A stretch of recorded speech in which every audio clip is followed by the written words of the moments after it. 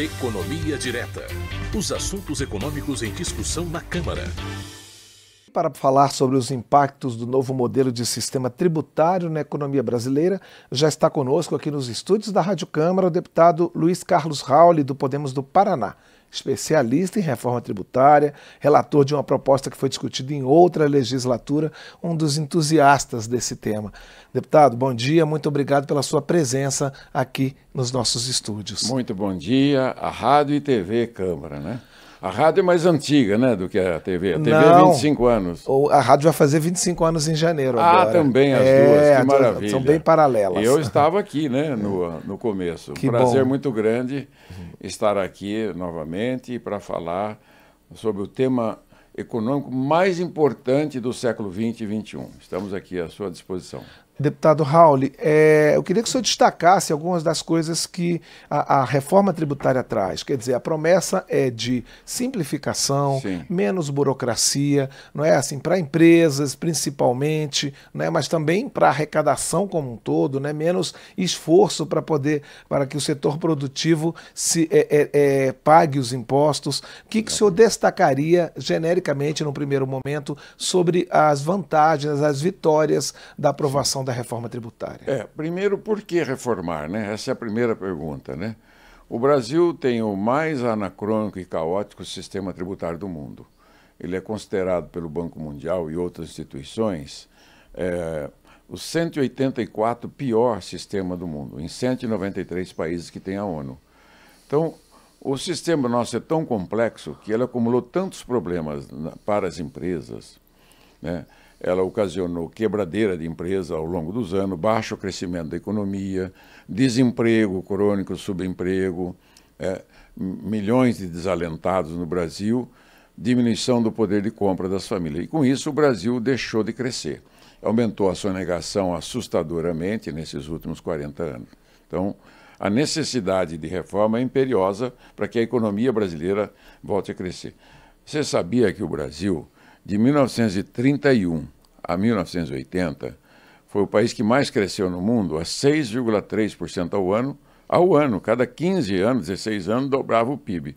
O dobro do crescimento americano. Bom, de 81 para cá, o Brasil entrou em declínio, caiu para 2% o crescimento. E nós detectamos que o coração do problema são as inadequações, impropriedade e inconsistência do sistema tributário. Quais são essas inadequações que tornou o manicômio tributário? Milhões de normas tributárias, excesso de tributos na base do consumo, né? Baixa arrecadação na renda e no patrimônio e elevadíssima arrecadação no consumo.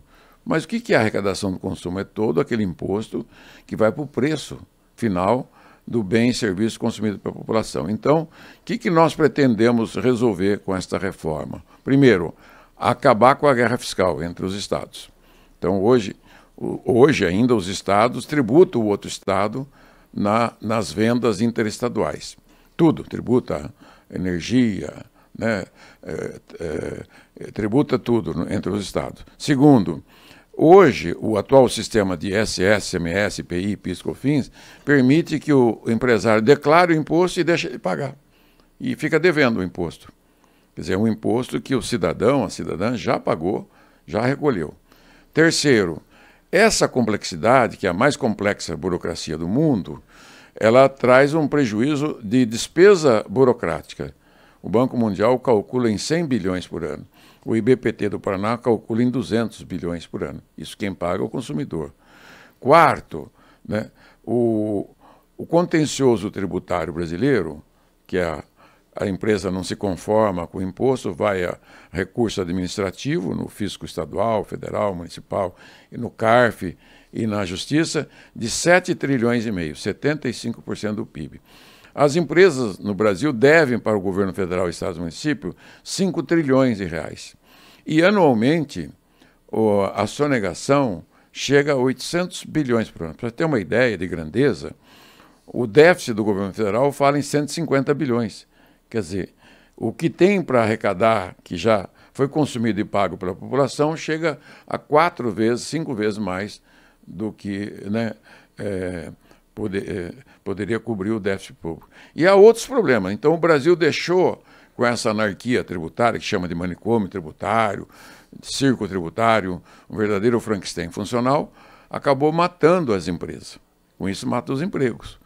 Mata o lucro da empresa, mata o salário líquido, fica menor o salário líquido do trabalhador, e mata o poder de compra e mata o ímpeto da economia. Então, o IVA que nós criamos na reforma tributária, o Imposto de Valor Agregado, ele tem esse condão de adotar o mesmo modelo tributário que o mundo já adota, 174 países dos 193 que têm assento na ONU, já adotaram o IVA, que é o Imposto de Valor Agregado, único, nacional, uma só lei, uma só cobrança, um só CPF.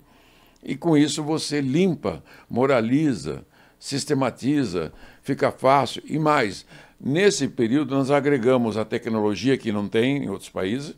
O nosso aqui vai ser totalmente eletrônico, cobrança imediata, no ato da transação de compra e venda. Quando ele liquidou a compra, o imposto fica retido e eletronicamente se processa todos os débitos e créditos até o consumidor final.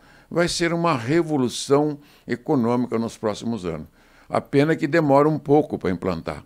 Pois é, uma das críticas é essa, né? A lentidão e esse prazo da transição, como é que o senhor vê esse processo até a gente chegar realmente na implantação definitiva da reforma? Todos nós sabemos que o Brasil é uma federação, ele é composto por 26 estados e o Distrito Federal, né? E 5.570 municípios e a União Federal. Então, esses são os entes federados.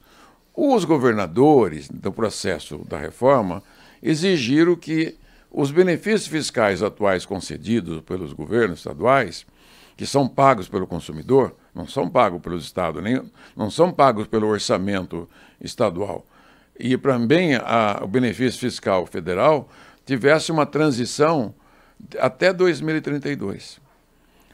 Eu estou inconformado com isso. Agora que promulgou o texto constitucional, esta semana, ontem, eu quero entrar já no começo do ano com uma emenda constitucional para antecipar esse prazo, né? Porque não podemos esperar o futuro. O futuro, com o sistema tributário, vai ser de crescimento econômico de 6, 7% ao ano, igual a China.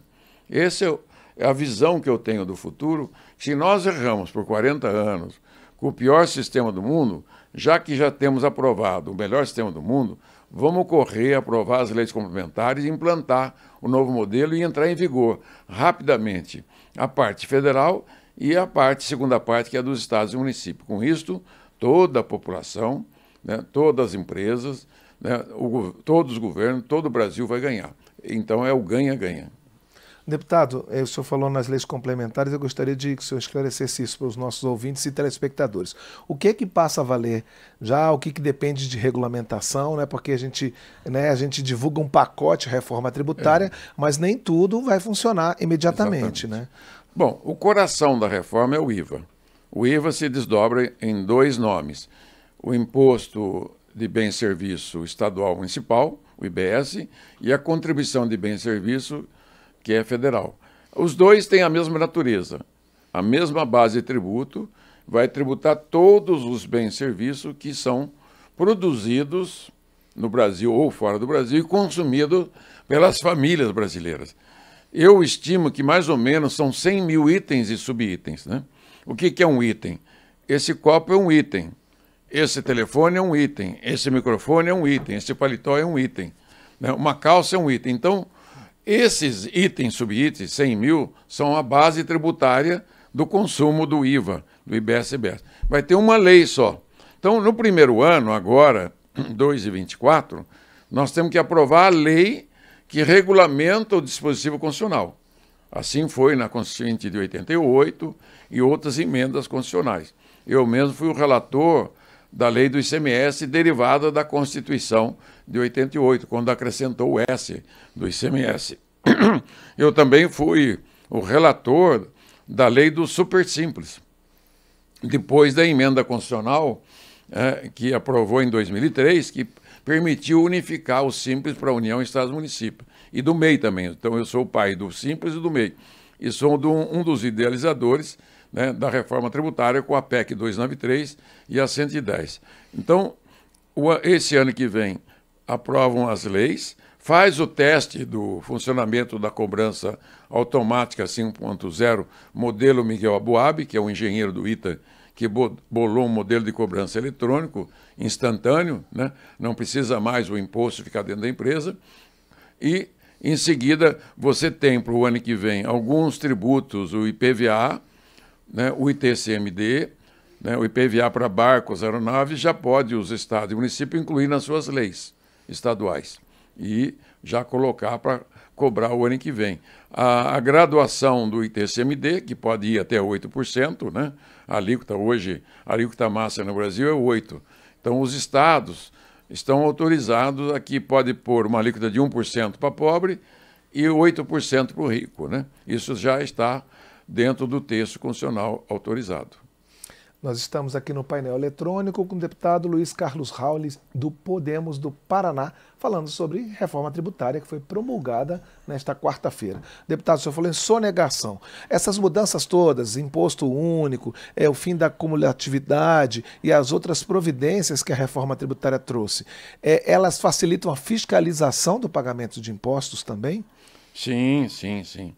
Olha, o primeiro resultado do IVA, ele acaba com a possibilidade que hoje a empresa, todas as compras que as empresas fazem, tudo que ela compra para vender, produzir e vender, ela paga imposto. Isso vira um crédito para ela. E tudo que ela vende, né, vira um débito. Então, por isso nós chamamos imposto de valor agregado. Então, o que ele agregou, com aquilo que ele já pagou, desconta e tem que pagar no final do mês, ele faz... junta os dois livros de crédito e de débito e faz a guia de recolhimento. E no mês seguinte, até o dia 10 do 12, ele faz o pagamento. Essas duas etapas nunca mais vai existir, vai ser suprimida. Então a empresa não vai mais precisar fazer o ato declaratório e nem o preenchimento do recolhimento e nem o recolhimento. Isso vai ser feito tudo automaticamente por um modelo de cobrança único nacional, que é bolado por esse engenheiro do ITA, que o CONFAS e a Receita Federal já estão trabalhando. Em fevereiro, você vai ver as minhas audiências, vão começar com o modelo de cobrança aqui na Comissão de Finanças e Tributação, na subcomissão de reforma tributária, que eu sou o relator da subcomissão. Bom, esse modelo de cobrança, o dinheiro do imposto entra no sistema como se fosse o sistema bancário, nas dúvidas, só que não é no banco, é um sistema próprio, né? Tipo PIX e DREX, né, controlado pelo governo mesmo, né, pelo governo federal, estados e municípios, e com anuência do Banco Central, né. E esse dinheiro vai ser feito o ressarcimento dos créditos entre as empresas sem ninguém pôr a mão. Nenhum auditor, nem o governo federal, nem os estados, nem os municípios colocam a mão no dinheiro. E os estados e municípios não vão receber o imposto quando estiver na venda final. Quando o consumidor comprou e pagou, esse imposto vai partilhado, o percentual da União, Estados e municípios. Os estados têm direito a 21% desse novo imposto, né, da arrecadação nacional, os municípios 3% e a União 16% dos 40% que representa a arrecadação nacional desses 5 tributos. Então vai ser uma grande mudança tecnológica 5.0, né, totalmente impessoal. Não, o dinheiro vai para Brasília. Não vai nada disso. Isso é conversa fiada de leigo ou de gente de má fé que quer só tumultuar a beleza, a grandeza, a grandiosidade da reforma que foi feita.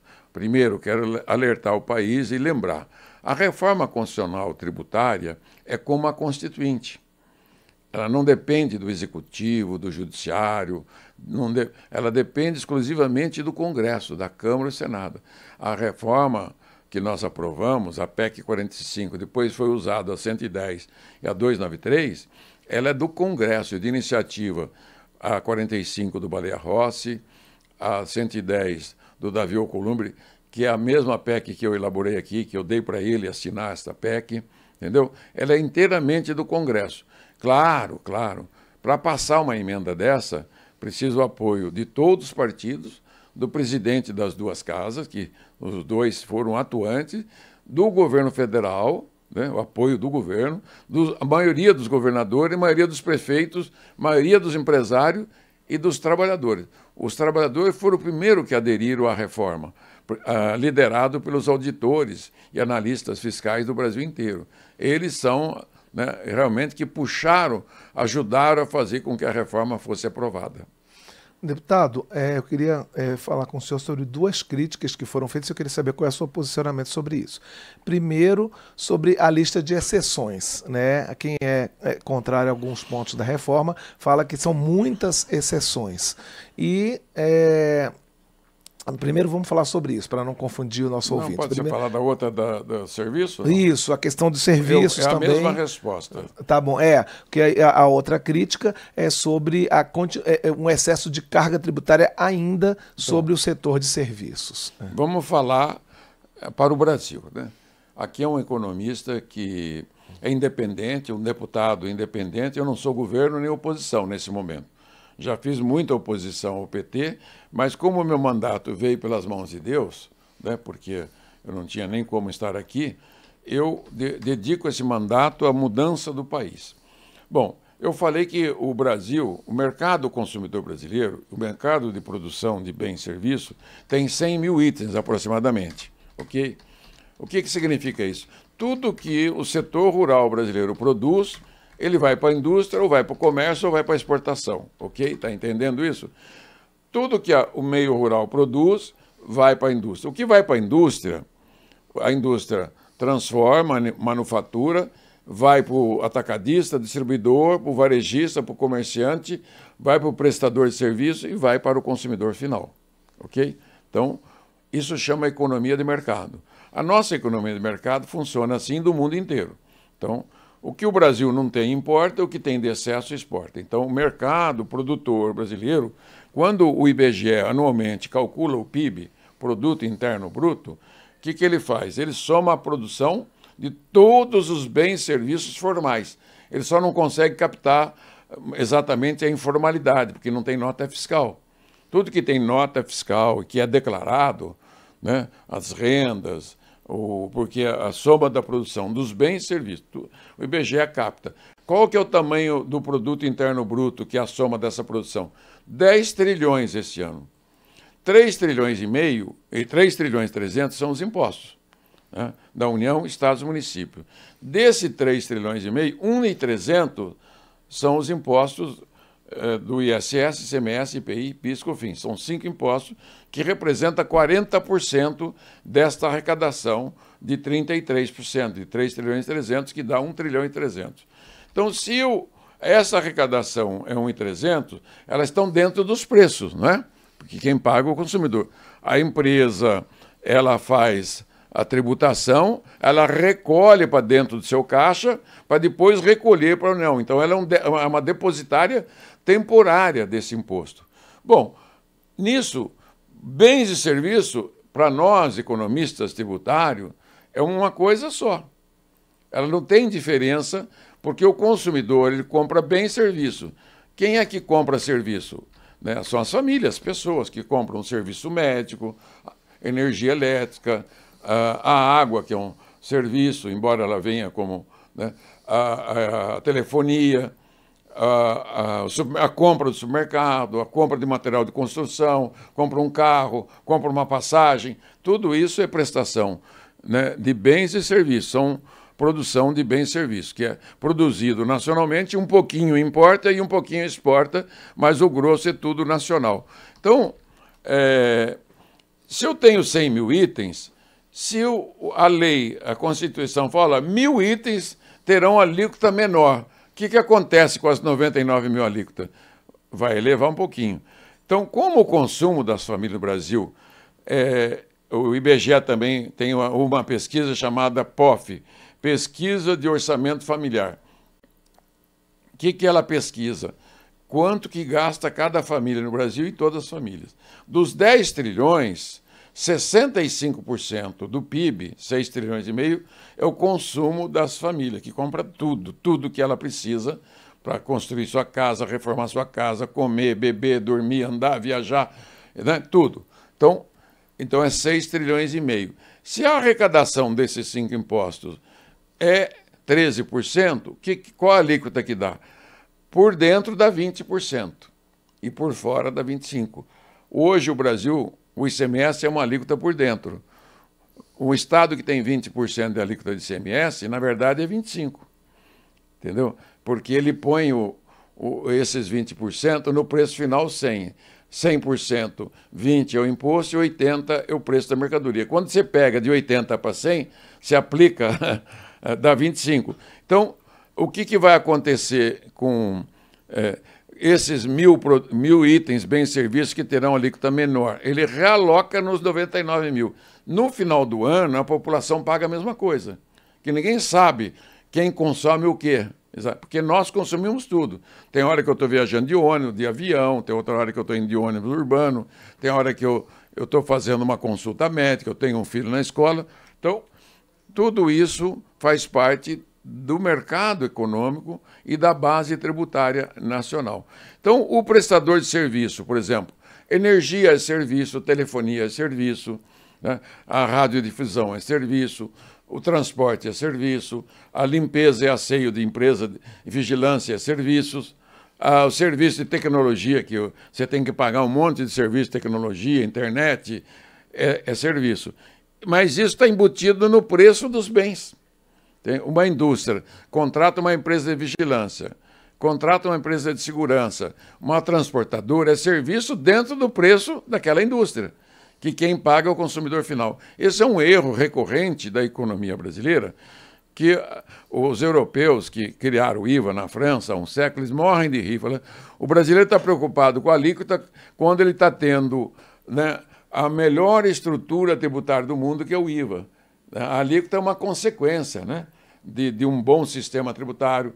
Então, nesse sistema tributário que nós aprovamos e promulgamos ontem no Congresso, ali acaba com a guerra fiscal, que custa para você, consumidor, 350 bilhões por ano, acaba com a inadimplência, aquilo da empresa ficar com o dinheiro na conta para pagar, depois não paga, né? Custa 200 bilhões para o consumidor, acaba com o custo burocrático de 100 bilhões por ano, só aí você já tem 650 bilhões que estão dentro dos preços dos bens e serviços que a população consome. Isso desaparece do preço, isso é ganho para o consumidor final. Por isso que eu falo, reitero, a carga tributária vai cair 20%, 25% do que é hoje desses 5 impostos.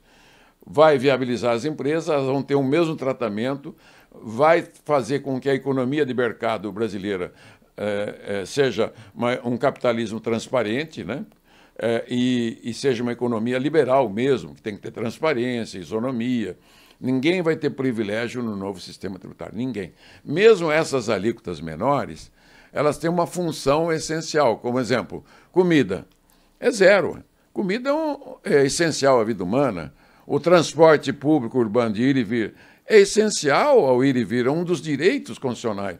Educação e saúde é um dos direitos fundamentais da Constituição brasileira, do artigo 6º. Então, são direitos e dever do Estado. Então, o que tem os outros de excesso, e depois a gente vai analisar, né, para ver no futuro, porque nós também criamos um mecanismo chamado cashback, que é a devolução personalizada do imposto para as famílias de baixa renda.